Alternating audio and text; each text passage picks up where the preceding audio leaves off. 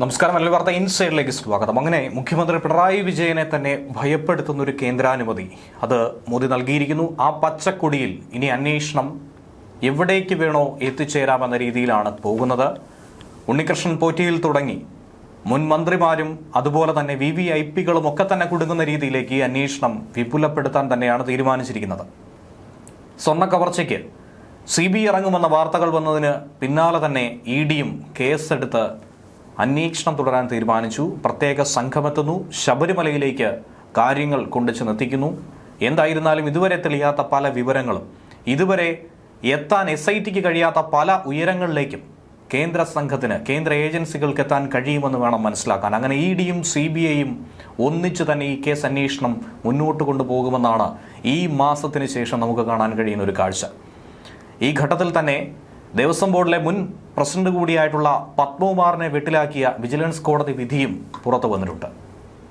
ശബരിമല സ്വർണ്ണക്കൊള്ള കേസിൽ ഏറ്റവും ഒടുവിൽ അങ്ങനെ എൻഫോഴ്സ്മെന്റ് ഡയറക്ടറേറ്റ് സംഘം എത്തുന്നു. കേസെടുത്ത് അന്വേഷണം തുടങ്ങാൻ കൊച്ചി വിഭാഗത്തിന് കേന്ദ്ര സർക്കാരിന്റെ അനുമതിയും കിട്ടിക്കഴിഞ്ഞു.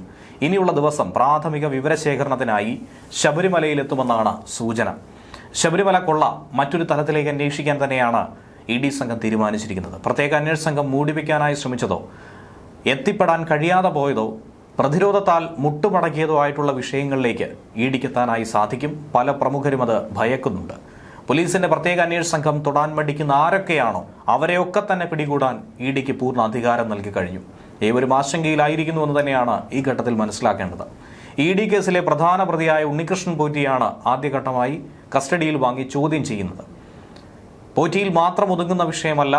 സ്വർണ്ണക്കവർച്ചയുമായി ബന്ധപ്പെട്ട് കോടാനുകോടിയുടെ കള്ളപ്പണ ഇടപാട് ഇവിടെ നടന്നെന്ന് ED പ്രാഥമികമായി തന്നെ അന്വേഷണത്തിൽ കണ്ടെത്തിയിട്ടുണ്ട്. ചെന്നൈയിലെ സ്ഥാപന ഉടമ പങ്കജ് ഭണ്ഡാരി, ബല്ലാരിയിലെ സ്വർണ്ണക്കട ഉടമയായിട്ടുള്ള ഗോവർദ്ധൻ എന്നിവരുടെ സാമ്പത്തിക രേഖകളായിരിക്കും ED പിന്നീട് പരിശോധിക്കുക. പ്രധാനമന്ത്രിയുടെ എല്ലാവിധ അനുഗ്രഹാശിസ്സുകളോടുകൂടി തന്നെയാണ് ശബരിമലയിലേക്ക് ED എത്തുന്നത്. ഒരു മോഷണ കേസായി മാത്രമല്ല, സ്വർണ്ണക്കൊള്ളയായി മാത്രമല്ല ഇതിനെ കാണേണ്ടത്. അതിനപ്പുറത്തേക്ക് രാഷ്ട്രീയ ഉന്നതർക്കടക്കം പങ്കുവരുന്ന ഒരു വലിയ ഭീമൻ മാഫിയ തന്നെ ഒളിഞ്ഞിരിക്കുന്നുവെന്ന് വേണം മനസ്സിലാക്കാൻ. മുൻ ദേവസ്വം മന്ത്രി കടകംപള്ളി സുരേന്ദ്രൻ, മുൻ ബോർഡ് പ്രസിഡന്റുമാരായിട്ടുള്ള പത്മകുമാർ, വാസു, ഏറ്റവും ഒടുവിൽ PS പ്രശാന്ത് എന്നിവരിലേക്കൊക്കെ തന്നെ ഈ അന്വേഷണം കൊണ്ടുപോകാനാണ് തീരുമാനിച്ചിരിക്കുന്നത്. കോടതിയിൽ നിന്നും രേഖകൾ കൃത്യമായി ED സംഘം നടത്തിയ ഇടപെടലിലൂടെ നേടിയെടുത്ത് പ്രത്യേക അന്വേഷണ സംഘത്തിന്റെ എതിർപ്പുകളെ ഒക്കെ തന്നെ അവഗണിച്ച് തന്നെയാണ് ഈ അന്വേഷണം പോകുന്നത്. ഡിസംബർ 19 കോടതി രേഖകൾ EDക്ക് കൈമാറണമെന്ന ഉത്തരവും കോടതി മുഖേന ED സമ്പാദിച്ചെടുത്തു.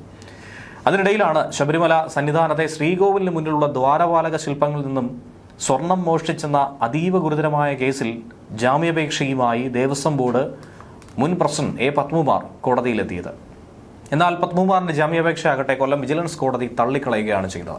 കേസിന്റെ ഗൗരവം, തെളിവുകൾ നശിപ്പിക്കാൻ ഉള്ള സാധ്യത, ഇതൊക്കെ തന്നെ കണക്കിലെടുത്താണ് കോടതി നടപടി സ്വീകരിച്ചത്. ശബരിമല ശ്രീകോവിലിന്റെ കാവൽ ശില്പങ്ങളായിട്ടുള്ള ദ്വാരപാലക വിഗ്രഹങ്ങളിൽ ചാർത്തിയിരുന്ന സ്വർണ്ണപ്പാളികളിൽ വലിയൊരു ഭാഗം തന്നെയാണ് മോഷ്ടിക്കപ്പെട്ടത്. ഈ കേസിന്റെ അടിസ്ഥാനത്തിലാണ് പത്മകുമാർ ജയിലിൽ കഴിയുന്നത്. പത്മകുമാർ ദേവസ്വം ബോർഡ് പ്രസിഡന്റായിരുന്ന കാലയളവിലാണ് ഈ ക്രമക്കേട് നടന്നത്. അന്വേഷണത്തിലൂടെ അത് കണ്ടെത്തി കഴിഞ്ഞു. ശ്രീകോവിലിന്റെ നവീകരണത്തിന്റെ മറവിലാണ് കോടാനുകോടിയുടെ സ്വർണ്ണ തട്ടിപ്പ് നടന്നത്. ശില്പങ്ങളിൽ ചാർത്തിയ സ്വർണത്തിന്റെ അളവിൽ രേഖപ്പെടുത്തിയതിനേക്കാൾ വലിയ കുറവാണ് പ്രാഥമിക പരിശോധനയിൽ കണ്ടെത്താൻ കഴിഞ്ഞത്. പത്മകുമാറിന് ജാമ്യം നൽകി കഴിഞ്ഞാൽ അത് അന്വേഷണത്തെയാണ് സാരമായി ബാധിക്കുന്നത്. വിജിലൻസ് പ്രോസിക്യൂഷൻ അത് കൃത്യമായി കോടതിയിൽ സ്ഥാപിച്ചു. ഉന്നത രാഷ്ട്രീയ സ്വാധീനമുള്ള വ്യക്തി ആയതുകൊണ്ട് തന്നെ സാക്ഷികളെ സ്വാധീനിക്കാനും രേഖകൾ അട്ടിമറിക്കാനുമുള്ള സാധ്യത കൂടുതലാണ്. ആ വാദം കോടതി അംഗീകരിച്ചു. നേരത്തെ പലതവണ ചോദ്യം ചെയ്തപ്പോഴും പത്മകുമാർ അന്വേഷണത്തോട് സഹകരിച്ചിട്ടുണ്ടായിരുന്നില്ല എന്നാണ് കോടതിയെ പ്രോസിക്യൂഷൻ അറിയിച്ചിട്ടുള്ളത്. അതുകൂടാതെ പ്രവാസി വ്യവസായിയും മുൻ ആഭ്യന്തരമന്ത്രി രമേശ് ചെന്നിത്തല ഉന്നയിച്ച ഗുരുതരമായ ആരോപണങ്ങളുമൊക്കെ ഗൗരവത്തോടുകൂടി EDയും ഈ ഘട്ടത്തിൽ നോക്കിക്കാണുന്നുണ്ട്. അത് വിശദമായി തന്നെ മൊഴി രേഖപ്പെടുത്തി അന്വേഷണം കൊണ്ടുപോകാനായിരിക്കും ഒരുപക്ഷെ ED ശ്രമിക്കുന്നത്.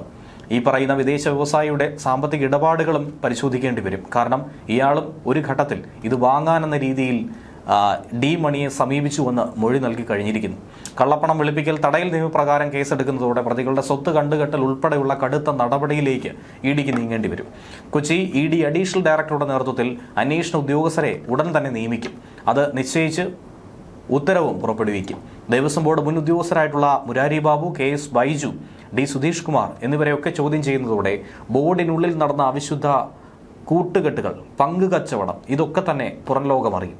ഉണ്ണികൃഷ്ണൻ പോറ്റിയിൽ മാത്രം ഒതുങ്ങുന്നതല്ല എന്ന് ആദ്യം മുതൽ പറഞ്ഞത് തെളിയിക്കപ്പെടുന്നതും ഇനിയായിരിക്കും. മുൻ ദേവസ്വം മന്ത്രിയും ദേവസ്വം ബോർഡിലെ മുൻ ഭാരവാഹികളും ഉൾപ്പെടെ രാഷ്ട്രീയ ഉന്നതരുടെ പേരുകൾ ഈ കൊള്ളയുമായി ബന്ധപ്പെട്ട് ഉയർന്ന് കേൾക്കുന്നുണ്ട്. സ്വർണ്ണക്കടത്തിലും അതിലൂടെ ഉണ്ടായ കള്ളപ്പണ ഇടപാടിലുമൊക്കെ വലിയ തരത്തിലാണ് ഈ ശൃംഖല പ്രവർത്തിച്ചത്. ഇ ഡി ഇക്കാര്യം പ്രത്യേകം സംശയിക്കുന്നുണ്ട്. അന്വേഷണ സംഘം ഇതുവരെയും ഇവരിലേക്ക് എത്തിയിട്ടില്ല. ആ ഉന്നതരെ പിടികൂടാൻ തന്നെയാണ് ഇ ഡി ശ്രമിക്കുന്നത്. മുൻമന്ത്രി കടകംപള്ളി സുരേന്ദ്രൻ, മുൻ പ്രസിഡന്റുമാരായിട്ടുള്ള പത്മകുമാറും വാസുവും ഒക്കെ ഇ ഡിയുടെ അന്വേഷണ റഡാറിൽ തന്നെ ആയിരിക്കുമെന്നത് സംശയമില്ല. ആസൂത്രിതമായ ഒരു വലിയ സാമ്പത്തിക കുറ്റകൃത്യം ശബരിമലയിൽ നടന്നിട്ടുണ്ട്. ഇത് ഇ ഡിക്ക് കണ്ടെത്താൻ കഴിഞ്ഞാൽ പിണറായി സർക്കാരിനെ സംബന്ധിച്ച് ഏറ്റവും വലിയ തിരിച്ചടിയായി ഇത് മാറും. അതുകൂടാതെ ക്ലിഫ് ഹൗസിലേക്ക് വരെ ഒരുപക്ഷെ അന്വേഷണം എത്തി നിൽക്കേണ്ടിയിരിക്കുന്നു. കാരണം മുൻ മന്ത്രിയാണ് ഇതിൽ കുറ്റക്കാരനായി പിന്നീട് ചാർത്തപ്പെടുന്നത്. അങ്ങനെ വന്നാൽ മുഖ്യമന്ത്രിയിലേക്കും അന്വേഷണം നീളാനുള്ള സാധ്യത കൂടുതലാണ്. ഭക്തിയെയും വിശ്വാസത്തെയും ഒക്കെ തന്നെ വിറ്റ് കാശാക്കുന്നതാണോ CPM-ന്റെ നയമെന്ന ചോദ്യം ഇതിനോടകം തന്നെ കോൺഗ്രസ് അടക്കം ഉയർത്തിക്കഴിഞ്ഞിരിക്കുന്നു. ഈ സ്വർണ്ണക്കടത്ത് മാഫിയെ ഇ ഡി ഉറപ്പായും പിടികൂടുമെന്ന കാര്യത്തിൽ ഒരു സംശയവുമില്ല. എന്തായിരുന്നാലും ഭക്തർക്കിടയിൽ ശ്രീകോവിലിനുള്ളിൽ നടന്ന ഈ മോഷണം വലിയ വിവാദങ്ങൾക്ക് കാരണമായിട്ടുണ്ട്, പ്രതിഷേധത്തിന് കാരണമായി കഴിഞ്ഞിരിക്കുകയാണ്. പത്മകുമാറിന്റെ ഭരണകാലത്ത് മറ്റ് പല നിർമ്മാണ പ്രവർത്തികളും നടന്നിട്ടുണ്ട്. അതിലും ഇനിയും അന്വേഷണം നടത്തേണ്ടത് അനിവാര്യമായിട്ടുള്ള ഒരു ഘടകം തന്നെയാണ്. ഈ കേസിൽ കൂടുതൽ ദേവസ്വം ജീവനക്കാരോ അല്ലെങ്കിൽ മുൻ ജീവനക്കാരോ ഒക്കെ പ്രതിപട്ടികയിലേക്ക് വരാനുള്ള സാധ്യതയുണ്ട്. ജാമ്യം എന്തായിരുന്നാലും നിഷേധിക്കപ്പെട്ടിരിക്കുന്നു. പത്മകുമാറിനെതിരായിട്ടുള്ള ആരോപണങ്ങൾ ഇനി അടുത്ത ദിവസം പ്രത്യേക അന്വേഷണ സംഘം അന്വേഷിച്ച് കോടതിയിൽ സമർപ്പിക്കുമെന്ന് വേണം കരുതാൻ. ഹൈക്കോടതിയിലും പത്മകുമാറിനെതിരെ ഗുരുതരമായ റിപ്പോർട്ടാണ് സമർപ്പിച്ചിട്ടുള്ളത്. സ്വർണം പൂശിയ ശബരിമല ശ്രീകോവിലിലെ വാതിൽ പാളികൾ വെറും ചെമ്പാണെന്ന് രേഖകളിൽ തിരുത്തി എഴുതിയ വിദഗ്ധനാണ് പത്മകുമാർ. ആ നടപടി വളരെ ഗുരുതരമായ കൃത്യവിലോപമാണ്. പ്രത്യേക അന്വേഷണ സംഘം കോടതി അത് അറിയിച്ചിരുന്നു. പത്മകുമാറിന്റെ ജാമ്യാപേക്ഷ എതിർത്തുകൊണ്ടുള്ള റിപ്പോർട്ടിലാണ് ഈ ഞെട്ടിപ്പിക്കുന്ന വിവരങ്ങൾ പുറത്തു വന്നിരിക്കുന്നത്.